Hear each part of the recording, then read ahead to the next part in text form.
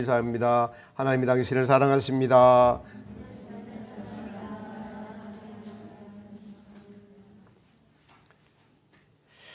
제가 어제 토요일날 미용실에서 이발할 때 그 원장님 보고 참 좋은 직업 가졌다고, 일을 끝내고 나서 아주 사람을 기분 좋게 하는 직업이니까 좋은 직업을 가졌다고 하니까 그분이 얼마나 좋아서 계속 싱글벙글하면서 저한테 계속 말을 걸었습니다.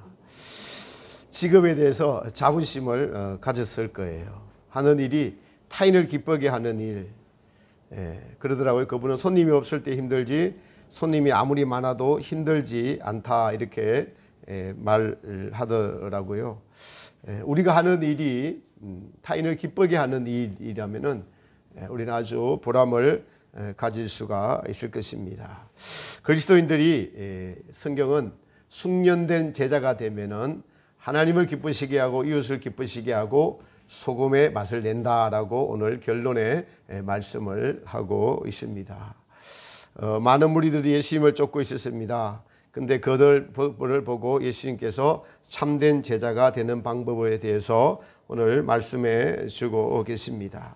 우리가 이 제자의 정신을 가지지 않으면은 이 마지막 때 정말 악하고 엄난한 세대에서 우리는 소금의 역할을 감당하지 못하고 사명을 감당하지 못할 것입니다. 참된 제자가 되는데 예수님께서 먼저 부모와 처제와 형제와 자매와 및 자기 목숨까지 미워해야 된다라고 말씀을 합니다. 예수님의 제자가 되기 위해서 우리는 오늘 이 말씀을 생각하며 여러분의 생각을 좀 내려놓고 주님의 말씀은 사실이고 진리이고 우리에게 필요하니까 주시는 말씀이다라고 믿음의 눈으로 보시는 은혜가 있기를 축복합니다. 부모와 처자와 형제와 자매와 및 자기 목숨까지 미워하라는 것이 무슨 뜻이고 예수님은 왜 이렇게까지 하시라고 하시는 걸까라고 우리는 생각을 해봐야 합니다. 또 이 말씀에 비추어서 형제를 내 몸처럼 사랑하라. 예수님의 제자들 향해서는 서로 사랑하라. 내가 너희를 사랑한 것 같이 너희도 서로 사랑하라고 하신 말씀은 무슨 뜻인지요? 이 둘은 서로 상반되는 말씀입니다. 또 십계명에는 너희 부모를 공경하라. 그래야면 내가 이 땅에서 잘되고 장수하는 축복을 받을 것이라 라는 말씀을 하시죠. 가족 간의 사랑은 혈육 간에 대한 사랑입니다. 혈육에 대한 사랑은 이 세상에서 가장 진한 사랑이라고 할 수가 있습니다. 이 사랑을 끊어야 되고 버려야 된다는 것은 큰 용기가 필요하죠. 그런데 예수님의 제자들은 이 혈육 간의 애정을 끊고 예수님을 따랐습니다. 그래서 지금껏 수많은 수도회가 생겨나고 가톨릭은 신부가 되려면 결혼을 하지 않고 수녀도 거러합니다. 개신교는 도리어 결혼을 하지 않으면 목사 안수를 주지 않죠. 대부분 그러합니다. 그 이유는 중세시대의 수도자들이나 이 수녀님들이 그냥 서로 간음하며 타락을 했습니다. 이것을 보면서 도리어 숨어서 짓는 죄가 아주 심하니 교육자들은 결혼을 해야 된다고 법으로 정해서 개신교들은 목사들은 이렇게 결혼을 해야 하는 법이 생긴 것이죠. 사실 예수님의 이 모든 말씀은 천국을 주려는 데 그 뜻이 있습니다. 제가 늘 말씀드리지만은 제 목회나 설교나 제 방향이나 가치나 지향하는 것은 천국이라는 사실을 여러분들에게 다시 한 번 더 알려드립니다. 하나님이 주시고 하시는 천국, 성도들의 가야 될 천국인 것을 지난 시간에도 진리로 거룩함을 이루라는 그 거룩함은 주님의 성품이고 천국에 들어가서 살 우리의 영원한 성품인 것을 알 수가 있습니다. 이 거룩한 성품을 이루기 위해서 우리는 혈육 간의 애정을 끊어야 되고 친구 간의 애정, 사물에 대한 애정, 즉 정과 욕에 관한 것들이 우리의 삶의 목적이 되지 않아야 된다는 것을 의미합니다. 그러므로 같이 살아가면서 애정을 끊는다는 것, 십자가에 못 박는 것 참으로 어렵고 힘든 일이기도 합니다. 눈에 보이지 않으면 끊어지기에, 그런데 눈에 보이면은 끊는 것이 더 힘든 일이고 사실 이것을 끊는 것이 위대한 일이기도 합니다. 예수님을 더 사랑해야 할 수 있는 일이죠. 제자는 많은 이들을 옳은 길로 이끌어가야 하기 때문에 예수님은 제자들이 되라라고 말씀을 하고 계십니다. 자기 십자가를 지고 나를 쫓지 않는 자도 능히 나의 제자가 되지 못한다는 말씀은 우리에게 주어진 모든 환경이 때로는 십자가가 되어서 그것을 이겨나가는 사랑으로 인내로 이겨나가야 되기 때문에 우리에게 십자가를 지고 나를 따라라라고 말씀하십니다. 그런데 여러분, 나는 주님의 제자가 되지 나는 주님의 제자가 될 필요가 없어 라고 생각을 하신다면 이 본문은 의미가 없어집니다. 그런데 주님은 우리 모두에게 제자가 되기를 원하시고 저는 또 제자가 되어야 된다고 믿습니다. 이것은 주님이 말씀하신 천국은 반드시 존재하고 그 천국에서 가장 인정받는 참으로 존경받는 분들이 바로 제자들이었습니다. 난 직장생활 아니라 제자가 될 수가 없어. 난 주부니까, 난 나이 들었으니까. 여러분, 아닙니다. 주님이 우리에게 주신 모든 것, 재능이나 건강이나 지식이나 물질이나 시간이나 이러한 것들은 주님을 위하여 사용하시라고 주신 것이고 이러한 것을 가지고 주님 나라를 침노하라고 주신 것들입니다. 이것 자체가 목적이 되면 안 됩니다. 하나님 나라 그 의를 먼저 구하라고 하셨죠. 그러면은 이 나머지 것들을 우리에게 더해 주신다고 말씀하셨습니다. 근데 오늘 주님께서 제자가 되는 방법을 알려주시면서 주는 비유가 굉장히 중요합니다. 제자가 되려면은 이러한 것들을 생각하라. 이러한 것들을 생각하라. 망대 비유를 들면서 이것은 중간에 포기하지 말고 계획을 가지라. 제자가 되고 난 후에 제자들을 가르치신 주님께서 이거 완성이 됐을 때, 제자가 되었을 때 얼마나 기쁜 삶이 되고 그것이 얼마나 가치 있는 삶이 되고 소금과 같은 삶이 되어서 맛을 내게 되어서 하나님 나라가 이루어지는 것이 제자가 되고 나면 그것이 이루어질 것이니까 이 비유를 들면서 중간에 결코 포기하지 말고 전체 그림을 보고 그려나가라라고 중간에 포기하는 자들을 향해서 주님께서 포기하지 말라고 하신 말씀이 먼저 망대 비유인 것입니다. 망대 비유를 우리 28절부터 30절에 보면 기록하고 있죠. 너희 중에 누가 망대를 세우고자 할진대 자기의 가진 것이 준공하기까지에 족할는지 먼저 앉아 그 비용을 계산하지 아니하겠느냐. 그렇게 아니하면 그 기초만 쌓고 능히 이루지 못하면 보는 자가 다 비웃어 이르되 이 사람이 공사를 시작하고 능히 이루지 못하였다 하리라. 제자가 되려면은 시작을 했으면 끝까지 완성을 해야 되는구나. 우리가 은혜를 받고 이 제자의 길을 시작하면 끝까지 가야 되는구나. 초등학교를 들어가서 중간에 그만두면 안 된다는 것이죠. 학교를 들어갔으면 졸업을 해야 되는구나. 자기의 가진 것이 준공하기까지 족할는지 먼저 앉아 그 비용을 예산하지 않겠느냐. 이 말씀의 뜻은 결론적으로 제자가 다 되려면 소유를 다 팔아야 제자가 되는데 소유를 버리는 데 들어가는 비용과 예산이 얼마냐 그렇게 말씀하시는 거예요. 집을 하나 철거하는데 드는 비용, 버리는데 드는 비용. 이 말씀은 제자가 되기까지 수고하고 인내하고 노력하고 하는 것들을 다 포함시키는 것입니다. 그렇게 아니하면은 기초만 쌓아놓고 다 이루지 못하면 보는 자가 비웃어서 가로되 이 사람이 일을 시작하고 끝마치지 못했구나라고 비웃는다는 것입니다. 우리 공룡복 선생님이 고향인 대천에 가다 보면은 고속도로를 나와가지고 대천 해수욕장 방향으로 가다 보면은 제가 15년 전, 아니야, 20년 전부터 그것을 가서 봤는데 아파트 수십 동이 수십 년 전에 짓다가만 흉물이 아직도 그대로 방치되어 있습니다. 지금은 철거 비용이 훨씬 더 많이 든다고요. 아주 보기에 흉합니다.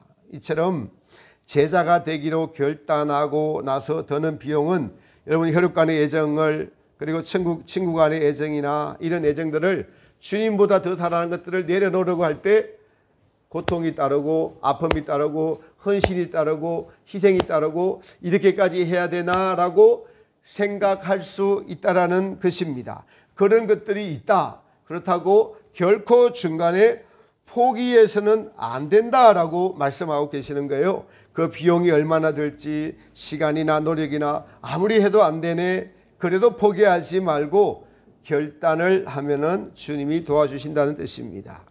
일산금나교회 목사님이라고 주성민 목사님이라고 있어요. 이분이 지금은 얼마나 큰 목회를 한국에서 아주 대표적인 목사님이 되어 있는데 하나님이 주시는 것 중에서 공부를 잘 못하는 걸 주시는 모양이에요.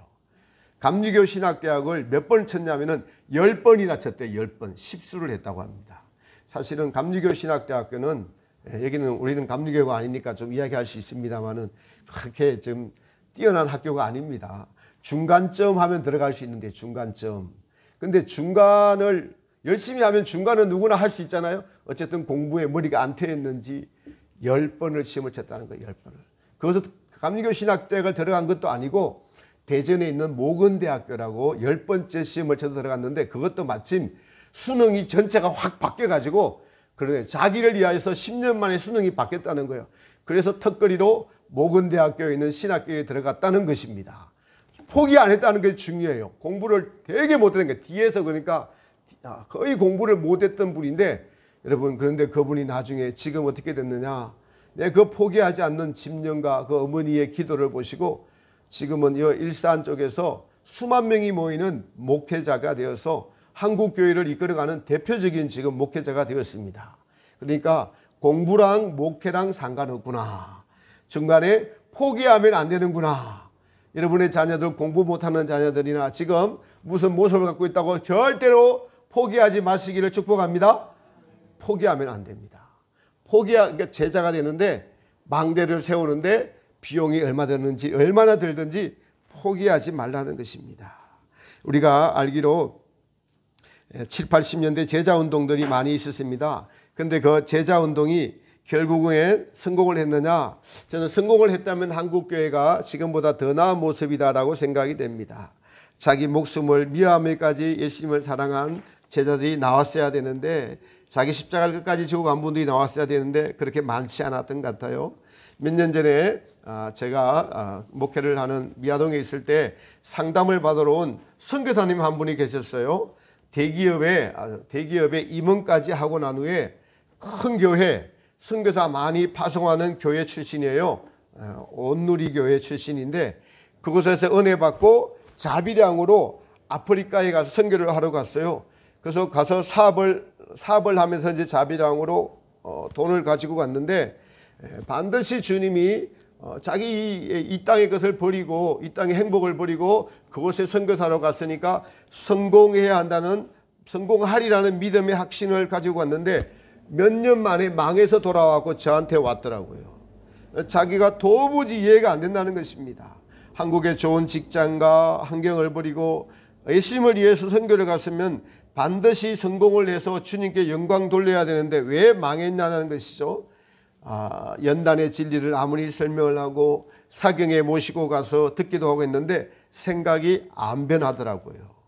자기의 성공이 주님이 원하시는 것이라는 잘못된 생각. 그래서 중간에 포기하고 다시 서울로 돌아왔는데 돌아와서도 교회에서 막 갈등으로 인하여 어려움을 겪고 계신 것. 이 자기가 옳다는 생각에서 벗어나지 못하고 있는 것을 보았습니다. 주님을 제대로 알지 못하면 우린 열심히 주님의 일을 했는데 내가 왜 이 모습이지라고 할 수가 있습니다. 제자 훈련을 강남에서 70년대 이렇게 80년대 하면서 잘 먹고 잘 사는 것, 적당하게 성경검하고 11자고 난 제자다라고 하는 분들이 대부분이지 않았을까요? 그리고 포기했기 때문에 지금 소금과 같은 역할을 감당하지 못하고 있는 것입니다. 망대는 무엇이죠? 멀리 내다보는 거예요. 적군이 언제 올 수 있는지 이걸 다 지워야지, 망대를 다 지워야만 역할을 감당할 수가, 그 기능을 할 수가 있는 것입니다. 그 세우는 과정이 예수님께서 제자들을 양육하시는 과정, 이것이 과정이라면 망대가 세워진 것은 제자가 된 것이다라고 할 수가 있습니다. 중간에 포기하는 사람은 제자가 될 수 없다. 제자가 되기로 작정하는 사람들에게 주시는 너무나 좋은 교훈이죠. 결코 포기하지 말아야 한다는 것을 알려주고 계십니다. 또 하나는 전쟁을 비유로 드시는데요. 여러분 31절, 32절 말씀입니다. 같이 한번 합독하도록 합니다. 시작. 또 어느 임금이 다른 임금과 싸우러 갈 때에 먼저 앉아 1만으로서 저 2만을 가지고 오는 자를 대적할 수 있을까 헤아리지 아니하겠느냐. 만일 못할 때이면 제가 아직 멀리 있을 동안에 사신을 보내어 화친을 청할지니라. 아멘. 그러니까 이 싸움이 있다는 거예요. 제자가 되는데 이게 이길 수 있는 전쟁인가 이길 수 없는 전쟁인가. 우리 편에 숫자가 적다면 적에게 화친을 제의해서 우리의 패함을 면하는 지혜를 가져야 된다라는 것입니다. 제자가 되는데 여러분 소유를 다 버리라고 해요. 지금 부모와 처자와 형제와 자매와 더욱이 내 목숨까지 더 미워하라. 이 말은 예수님보다 더 사랑하는 건 다 내려놔라는 이 뜻입니다. 또 자기 십자가를 지고 나를 따르지 아니하면 능히 내 제자가 되지 못한다. 아니 이 식구들이 반대하는 것 이거 이길 수 있는 전쟁인가? 그렇다고 지금 포기하지 말라고 했죠. 제자가 되는 것은 자기를 부인하고 자기를 미워하고 그 결론은 예수님을 가장 중요하게 여기고 예수님이라면 모든 것을 다 바칠 수 있는 그런 자가 되는 것을 의미하죠.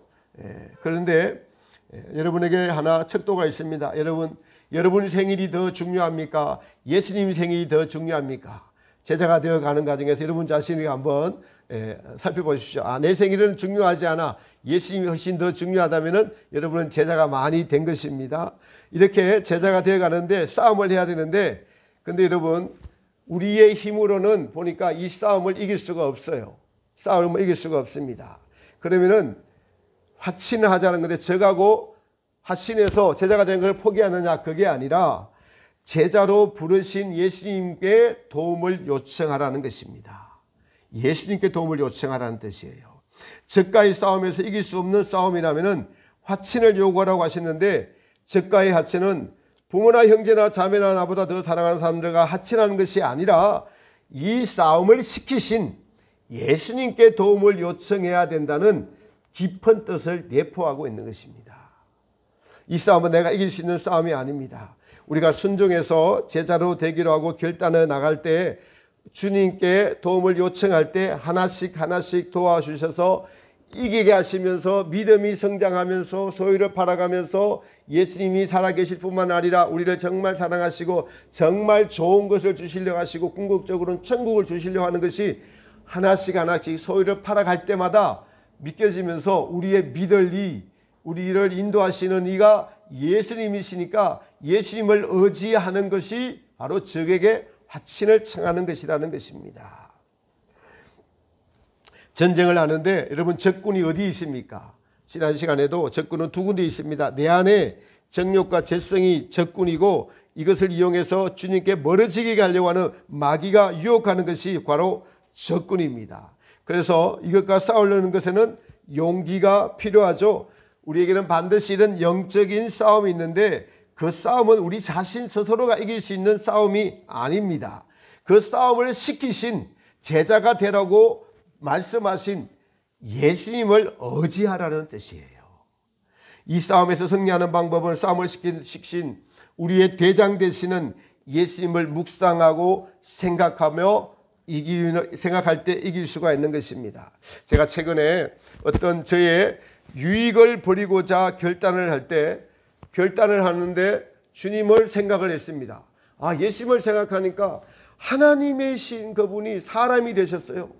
모든 영광을 뒤로하고 고난을 자처하신 그분을 생각하니까 내가 내 유익을 위해서 내 편함을 위해서 나의 생각과 나의 주장을 가감하게 버려야 되겠구나라고 주님이 원하시면 더 낮은 곳에 더 험한 곳에 더 어려운 곳에라도 언제든지 가겠습니다라고 마음을 먹으니까 결단을 하니까 그때부터 말할 수 없는 주님으로부터 은혜가 오더라고요. 그러면서 지금 버리고자 했던 것보다도 더 크게 더 많이 결단을 하면서 이참에 싹 버리자, 다 버리자, 무엇이든지 그냥 다 버리자라는 그런 결단의 마음까지 주시더라고요. 나 자신으로 보면은 환경만 생각하면은 자기 입장을 말할 수가 있죠. 근데 자기 입장을 말하는 것이 아니라 예수님을 생각하니까 낮아질 수가 있더라니까요. 예수님을 생각하니까 버리는 것이 어렵지가 않더라. 이게 무엇입니까? 지금 적과의 싸움을 하는데 우리 힘으로 이길 수가 없어요. 화친을 청하는데 누구에게요? 예수님께 도움을 요청하면은, 예수님을 생각하면 우리가 버리는 것이 어렵지 않습니다. 고난을 참는 것이 어렵지 않습니다. 자존심 상하는 것 아무것도 아닐 수가 있다라는 사실입니다. 우리가 믿음 생활을 하다 보면 여러분, 하나님이 때때로는 어려운 환경을 허락하셔서 자존심이 상하기도 해요.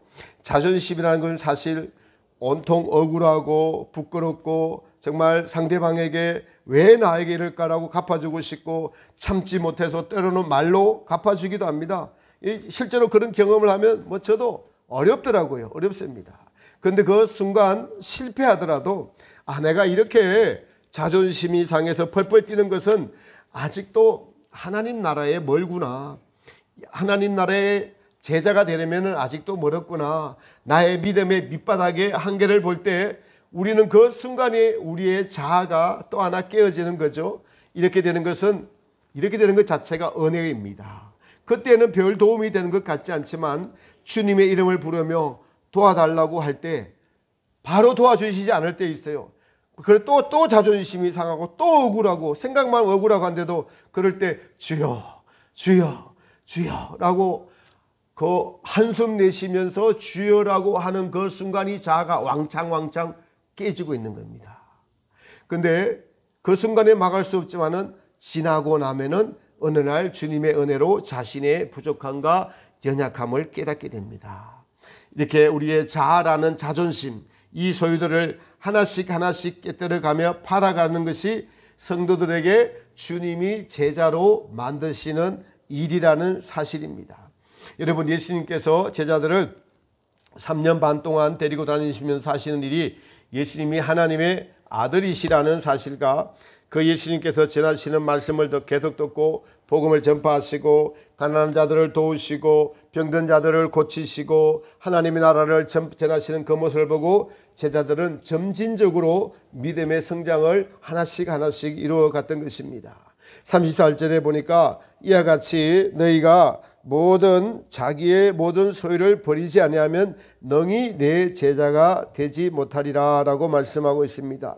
여기서 우리는 정말 믿음을 가지고 예수님의 말씀을 왜 이렇게 말씀하시는지 경청해야 할 필요가 있습니다. 소유란 내 것이고 내 마음대로 사용할 수 있는 것이 소유예요.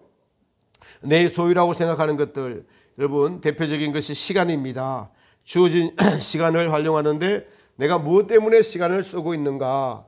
근데 시간은 사실 우리의 것이 아니고 엄밀히 따지면 주님 것입니다.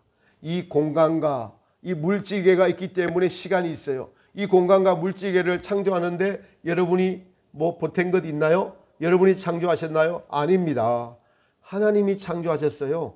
하나님이 창조하셨으니까 하나님이 그 시간도 어떤 사람에게는 100년을, 어떤 사람에게는 50년을, 어떤 사람에게는 30년을, 그것은 주인이 주시는 것이에요. 믿어지십니까? 주인의 것이에요. 내 것이 아니라고요. 시간이 내 것이 아니라는 사실입니다. 시간이 내 것이 아니에요. 그러니까 주인이 주셨다면 주인을 위해서 사용하려고 하는 것이 소유를 내 것으로 여기지 않는 자의 태도입니다. 건강 자체가 목적이면 소유가 되는데 우리의 몸을 건강해져서 주인을 위해서 헌신한다면 소유가 아닙니다. 물질도 마찬가지죠. 신명기서에 보면은 너에게 물질 얻을 재능을 누가 주었느냐? 건강이라면은 물질을 여러분 벌 수도 없습니다. 일할 수도 없어요. 그 물질은 우리 삶에서 가장 필요한 것이죠. 있어야 됩니다. 세상은 부자가 되고 싶어 합니다. 특히 물질에 어려움을 당한 분들은 또 아껴서 미래에 대한 불안을 없애고자 하죠. 이게 잘못된 것은 아닙니다. 현재의 삶에서 미래를 준비하는 것, 그런데 지나치게 가지고 있다면 그것은 생각해 봐야 됩니다. 우리가 여기서 오해를 하지 않아야 되는 것이 제자가 되려면 소유를 다 팔아야 되고 소유를 판다는 것의 의미가 세상에서 쫄딱 망하는 쫄딱 거지가 되라는 뜻이 결코 아니에요. 우리는 주님의 일을 하기 위해서 건강도 필요하고 물질도 필요하고 재능도 필요하고 열정도 필요합니다. 근데 소유를 판다는 것은 지금 나의 것이라고 가지고 있지만 주님이 원하시면 언제든지 주님을 위해서 내어놓을 수 있는 마음을 말합니다. 할렐루야. 소유를 판다는 것은, 제자가 된 것은 다 가지고 계셔요. 주님이 원하면은 주님의 것이라고 내어놓을 수 있는 마음, 이게 제자가 되는 것입니다. 그래서 여러분 부지런히 많이 버세요. 열심히 일하세요. 그래서 주님을 위해서 사용할 수 있는 것과 믿음이 성장해 가면서 언제든지 주님이 원하시면은 내어놓는 것이 제자입니다. 예수님께서 유월절 잔치 전에 예루살렘 성에 입성하실 때 제자들에게 맞은편 마을로 가라, 그리 가면은 나귀 새끼가 매어 있는데 가서 풀어 가지고 오너라라고 그 말씀만 하세요. 근데 제자들이 갔습니다. 주인이 왜 그렇게 나귀 새끼를 가지고 갑니까? 라고 물으니까, 제자들이 그렇게 물으니까 제자들이 이렇게 대답을 하죠.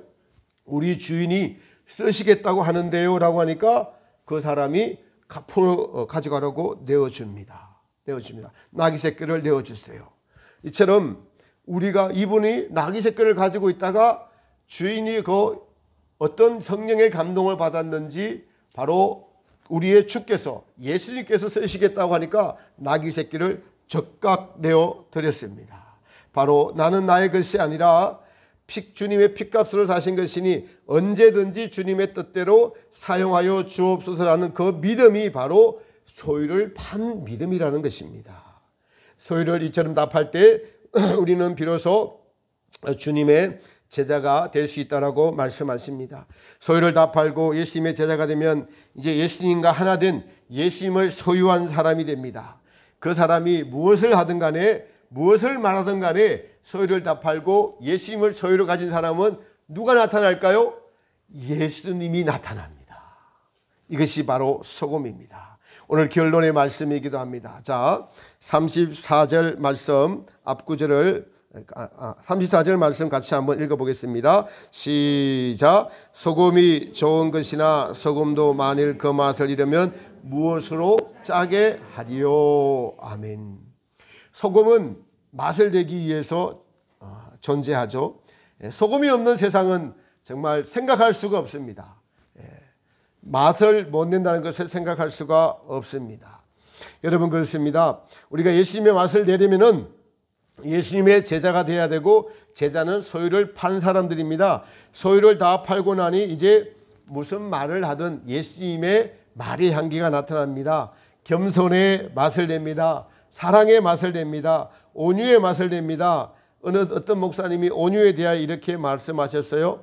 배들이 항구에 정박할 때 보면 방파제에 큰 타이어들을 이렇게 옆에 매달아 놓죠. 거기에 배가 쾅 부딪히면 배도 보호하고 방파제도 보호합니다. 온유는 이처럼 자신을 희생해서 다른 사람을 보호하는 역할을 하는 것이고, 타인의 영혼을 사랑할 때 온유가 나타난다라고 말씀합니다. 그런데 여러분, 우리가 내가 나의 것이라고 생각하면서 쓸 때는 맛이 날까요? 아닙니다. 여러분, 내 소유면은 교회가 내 소유고 가정이 내 소유고 무엇이 내 소유면은 내가 좌지우지하려고 해요. 예수님이 좌지우지하는 게 아니라 내가 좌지우지하려고 해요. 내 소유가 되면은 내가 좌지우지하려고 하는 것이 있습니다. 우리는 매우 이것을 조심해야 됩니다. 내 것이라고 생각할 때 때로 아깝기도 합니다. 또 내 것으로 누구를 도와주는데 그 사람이 그것을 몰라주면 섭섭하죠. 이것은 내 것으로 도와주었기 때문에 그러합니다. 사람 사이도 마찬가지죠. 사람은 서로 의지하며 살아갑니다. 그런데 그 사람을 의지하는 것, 기댈 언덕이 있다는 것, 사람을 의지하는 거죠. 사람을 의지하다가요, 배반당하면 어떻게 해요, 여러분?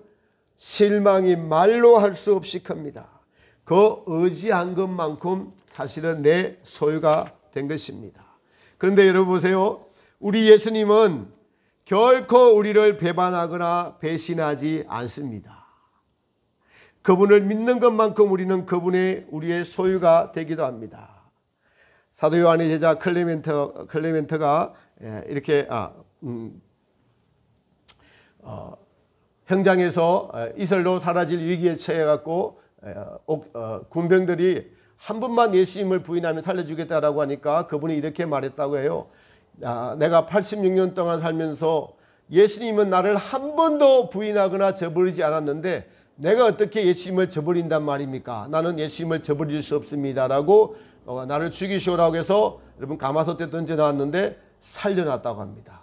클레멘테 제차 폴리갑이 그렇게 했다고 해요. 그래서 그 군병들이 도리어 예수님을 믿었다고 합니다. 그렇습니다. 여러분, 사람은 다른 사람을 지배해서 뭘 누리려고 합니다.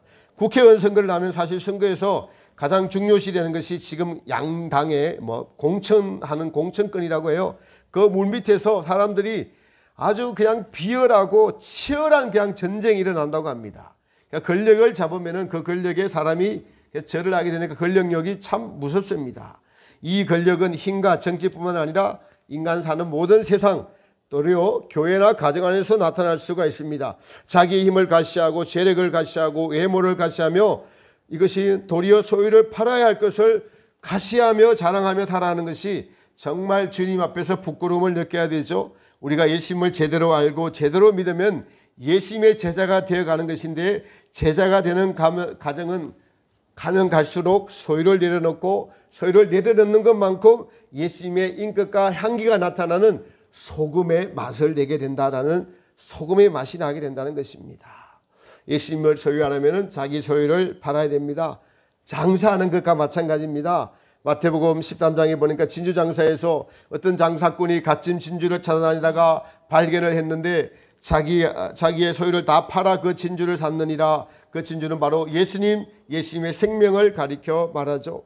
사도 바울은 이제 나는 예수 그리스도를 아는 그 지식을 위하여 자기의 모든 것, 즉 베냐민 지파라는 것과 가말리엘 문화생이라는 것과 또 자기의 모든 학문과 로마의 시민권까지 예수님을 생각하니까 다 배설물로 여겼다라고 고백하고 있습니다. 제대로 소유를 판 사도 바울의 고백이죠. 여러분들, 그런데 그것을 어떻게 발견할까요?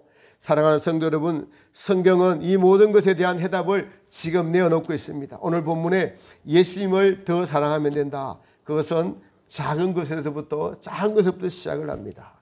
예수님의 제자들이 3년 반 동안의 제자의 훈련을 마치고 소유를 다 판 후에 그들에게 성령이 임하시고 난 후에 그들은 예수 그리스도의 향기를 드러내는 귀한 사역자들, 소금의 역할을 감당한 분들인 것을 우리는 성경을 통해서 알 수가 있습니다. 사랑하는 성도 여러분, 예수님을 믿으려면 제대로 믿읍시다. 예수님을 믿고 제자가 됩시다. 제자가 되는 길은 첫 번째는 오늘 주님의 말씀을 그대로 수용하는 것이 시작입니다. 한꺼번에 이루어지지 않습니다. 망대 비유를 보듯이 중간에 결코 포기하면은 세상으로부터, 마귀로부터 예수 믿는다고 하면서 돈 자랑하네, 권력 자랑하네, 비웃음을 삽니다. 그러나 다 판 자들은 하나님 나라에 너무 좋은 귀한 맛을 내는, 소금의 맛을 내는 자가 예수 그리스도의 향기를 드러내는 자들이 되는 것을 알 수가 있습니다. 한꺼번에 되지 않습니다. 망대를 끝까지 세워야 됩니다. 적군을 발견해야 됩니다. 멀리 바라보는 일이죠. 중간에 포기해서는 안 됩니다. 이것은 또 싸움입니다. 정욕과의 싸움이고 제자가 되는 과정이 소유를 파는 과정이고 싸우는 과정인데, 이 싸움은 우리가 이길 수 있는 힘과 능력이 없습니다. 이 싸움의 성패는 주님을 의지하느냐 의지하지 않느냐에 달려있다는 사실을 기억하시기 바랍니다. 내 힘으로 싸워서 이길 수 있는 것이 아니니까 주님은 비유를 들어서 적군과의 하치를 하라 그러는데, 사실은 이 싸움은 내가 이길 수 있는 싸움이 아니니까 내 안에 정욕과 하치를 하라는 뜻이 아니라 이것과 싸울 수 있게 도움을 주실 수 있는 예수님을 나의 구세주로 모시고 그분을 의지하면은 이것이 이길 수 있는 싸움이다라고 알려주시는 것입니다. 이 소유를 다 팔아서 제자가 되고, 제자가 되면은 누구를 소유하죠? 예수님을 소유하게 됩니다. 그러면 소금의 맛이 절로 나타납니다. 생각도 예수님처럼 하고 자기의 가진 것을 예수님을 위해서 언제든지 사용할 수 있는, 준비할 수 있는 상태가 됩니다. 이것이 오늘 주님께서 저 여러분들에게 정화교회의 이 마지막 때 사명을 감당하기 위해서 제자가 되라고 부탁하시는 일입니다. 우리는 이 일을 위해서 살아가시는 것인 줄 믿으시기 바랍니다. 나이가 많다고, 내가 너무 나는 초신자라고, 여러분 주님은 모두가 제자가 되라고 오늘 우리에게 이렇게 말씀하시는 것을 마음속에 기억하면서 도전하시는 여러분 되시기를 주님의 이름으로 축복합니다. 그래서 예수님을 소유한 것만큼 여러분 주변에 소금의 맛을 나타내서 사람들을 기분 좋게 하고 사람들을 기쁘게 하고 당신 보니까 예수님 믿고 싶어라는 그 소리를 듣는 자 여러분들 되시기를 소금의 맛을 내는 자 여러분 이러한 믿음을 가지시는 모두가 되시기를 예수님의 이름으로 축복합니다. 우리 이 시간에는 말씀을 생각하면서